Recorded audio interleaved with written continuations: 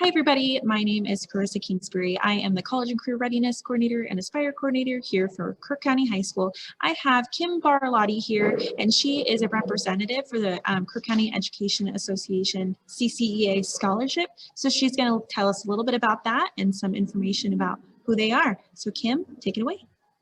Hi, everybody. Like she said, I'm Kim Barlotti, and I currently teach second grade at Barnesview Elementary. I've taught in Crook County for 17 years and was a Crook County graduate as well, went from kindergarten all the way through 12th grade. My mom, actually, Margie Hunter, started the scholarship in 1985 with Terry Syme. And they were just two teachers that noticed that kids trying to get money for college was difficult. And so they decided to come up with another outlet or another way for kids to earn money for college. And so they came up with the Crook County Education Association, which is actually your teachers and educators giving you money to go to college. So why would you not want to apply for that? So with that being said, that's a little bit background. We've given over $100,000 away since 1985, and the money changes depending on how much educators have given in that year. Last year, we gave around, I think about 4,000 away. So it depends on how many kids apply. Sometimes we give big scholarships for 1,000. Sometimes we give multiple for 500, depending on how many applicants we have that we find deserving. Yeah, that's great. And again, students apply because like she said, depending on how many apply, sometimes it might just be a few, sometimes it might be a lot, but you know, seeing the need, if students are wanting it and wanting to apply, there's money to give. And so Kim, what are you guys looking for? Like, you guys really allow any student going into any career path technically, correct? Yes, we look at all career paths, and actually even technical schools now we're looking at as well. We love educators, people that want to become educators to apply, but it seems that we don't get a whole lot of those anymore. So anybody going in any career path that's wanting to go to school, we definitely look at. We pay a lot of attention to your personal essay. We want to know you, because that's what teachers do. They want to know you as a human and a person. So the more you can provide us with in your personal essay and let us know about you as a human, that's very helpful for us, besides just your grades and all the wonderful things that you're doing for our community. Yeah, and students, that's been a common trend that we've heard. They want to hear as a big picture. They want to hear everything about you, you know, your what makes you passionate about what you want to do, extracurricular activities, you know, all that. They want to hear it all because, you know, they wouldn't know otherwise. And that might inspire them to want to encourage you even more so than they already are. So Kim, what would you say are some of the common mistakes you've seen, if any, with applications, or anything you think they should pay close attention to? I don't know if I've seen any really common mistakes. I just know that the applications that are more full, that have more information about the students, give us a better picture of the student, and that's usually what we're more drawn to. So no, I really nothing mistake-wise. Also knowing applicants, if you do apply, it's something that the money comes to you after your fall term of college. So you have to keep up your grades a 2.5 or higher, and then you send that transcript to me along with proof of registration for winter, and then that is how you get your scholarship. Good point. Yes, students. So you'll learn all this later too if you were chosen for the scholarships, but it is important to pay attention on how to get the money. So you're not curious, where's my money? There's a process, and you guys want to make sure that you're on top of that. And again, like she said, full with a lot of information. If you're taking personal finance or careers or Avid or getting help with Aspire, you should be able to have a lot of this information, like your activities charts, your, you know, resumes, all the essays that you've practiced. That's all information you can use for this. That it's super helpful to not have to recreate the wheel. And it's a really awesome opportunity to get some free money to be able to go to school and have some encouragement to finish that. Well, Kim, I think that was great. Give it a little highlight. Any last things? Otherwise, we appreciate you joining us and telling us a little bit about CCEA scholarship. We just look forward to all the wonderful applicants, and hopefully some kids that we've all taught as well. And that always makes it fun to see where they're headed and what their new plans are. And we wish you all the best of luck in your upcoming adventures. Great. Thanks, Kim. Thanks, everybody. Bye.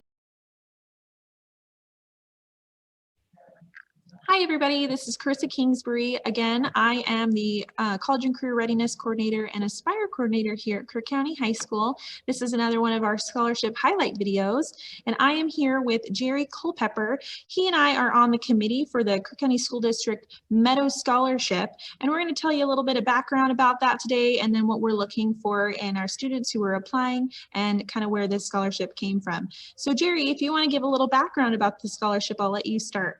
Oh, sure. Thank you. Byron Meadows is my uncle. And he came from a broken home, divorce, and money was pretty tight. If you didn't work in the woods, you didn't work at all. And so there was really no money after he graduated from high school to go to college. And it just wasn't going to happen. So he approached, or I should say, his principal at the time, Mr. Burgess, approached him and says that there is scholarship funds available to suit you. And they went through the process of applying, and with the necessity of paperwork, I'm sure that was a long experience. Long story, I'm sorry, but he did in fact get a scholarship. When Mr. Burgess called him and told him that he's been accepted as a scholarship recipient, he promised Mr. Burgess at the time that he would pay it back. And this is what this is all about. His full intent was to pay this scholarship back as he said he would. And I don't know how much the original scholarship was for, you know, could be $5,000, $10,000. I don't know. But the scholarship money that I gave to Crook County High School, as I was the trustee of the trust, amounted to almost $1 million. And so we did all that. Took me a full year to do it. All of 2019 was committed to this scholarship.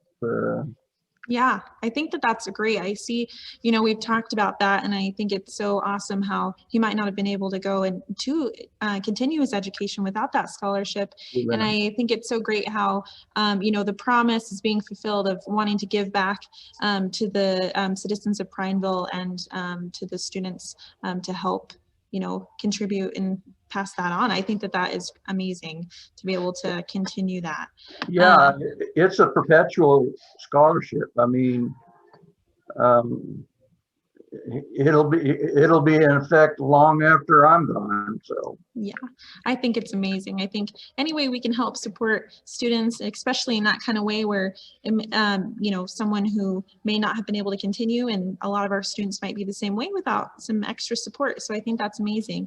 yeah. So a little bit about like who we're looking for. So basically this scholarship is for, you know, graduates or current high school seniors of Crook County High School. And they can, this year we've made a change, but it's going to be eligible for part-time or full-time students. So if you plan to go full-time or part-time, you are still eligible. Just because of the pandemic, you know, we know that there's some changes with that. That's correct. Yes, and then you can currently or plan to attend any post-secondary education programs such as a trade school, community college, or four-year university. So we want to help any student, and you really just need some, you know, official transcripts, letters of recommendation, and then we want you to have at least a 2.5 on a 4.0 scale. So this is kind of a scholarship to help students who might not qualify for every scholarship or might not have as much funding as some who have a higher GPA. We want to help fill the gap and fill that need to the non-cookie cutter students. We want to help everyone. Exactly. Yeah. Yes. So I think that that is a great little snippet. One thing with our scholarship that we try to make it easy for you guys, basically, you know, it's a 2.5 letters of recommendation. And then we just ask for some simple personal statements. So students, if you are familiar with the OSAC scholarships, we use the same questions because we felt like that reflected some good information we wanted to know about, such as what your specific educational plans and goals were and why, and what inspired you to do that. What have you done for your family and community that you care about the most and why? Another thing is describe a personal accomplishment with the strengths and skills that you use to achieve it. And then also a significant change in your life or experience that happened that, you know, helped you learn more about yourself in some way. And then just some examples of an activities list. So if you're, again, used to the OSAC or personal finance class or AVID, you usually fill out an activities list talking about, you know, any membership in organizations, you know, any awards held, or, you know, membership on a committee, or even just, you know, playing sports or volunteering, any of that. We just want to see the big picture of you guys and kind of see, you know, the whole story, find out who you are. And we loved that last year. I remember, Jerry, when we got to read some of those essays, that was some of the best parts of that, I would say. It was absolutely critical that we got to read that, because, you know, we gave 3 scholarships last year.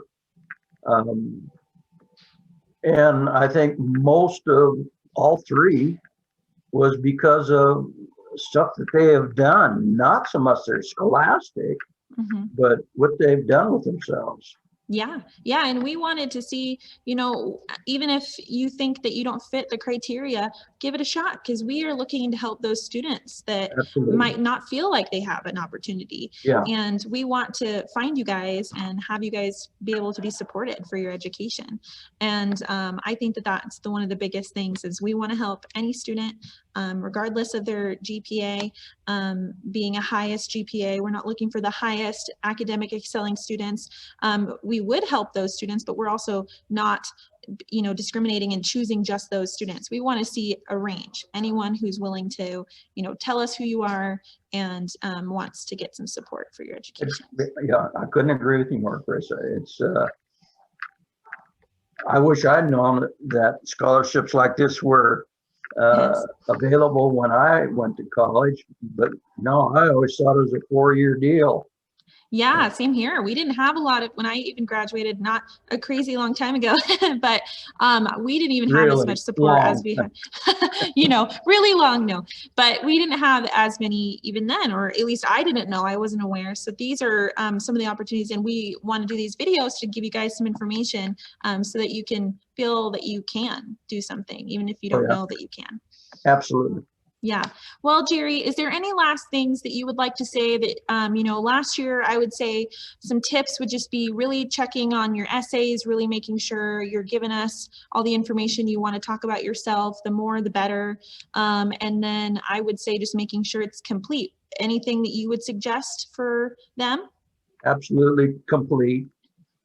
We rejected a couple of applicants last year because it wasn't complete. And in my profession, everything had to be done, I's dotted, T's crossed, and anything less was unacceptable to me. So yeah, put it all down there, you know.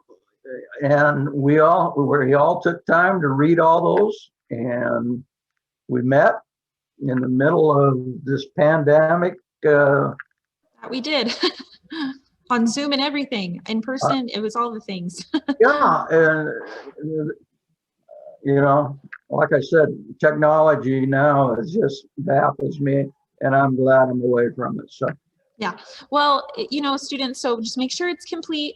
Fill out all the information, give us all you got, and then also make sure to sign it. That was one of the big things too, is signatures that I noticed before they even went to the committees, is make sure you sign your applications. Yeah. That's where a few of them, if it's not signed, it's not complete. And you would hate to lose out on money just because you didn't sign your name. That would be the worst. That is correct. Jerry, thank you so much for your time. Students, please apply. We want to help you guys. And so if you have any questions, reach out to me. I'm a great contact for this scholarship and then just any other scholarships in general. So Jerry, thank you so much for joining us. Sure. I'm here in Prineville too, so Yep. If you want to talk to Jerry, let me know. I'll get you in contact. absolutely. Great, thank I'm you. retired and life is good. Yes, love it. Thanks, Jerry. So thank you for your time. Of course.